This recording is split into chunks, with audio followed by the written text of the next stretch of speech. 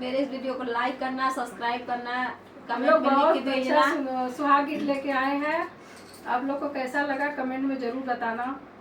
देखा भौजी आज हमारे बाबू चटके माने बोले आज बाजार के तब आए पकौड़ी जा दिन भजिया बनवे पाओ। चलिए साजे पहरयल बेला सुंदर बर घूमे अकेला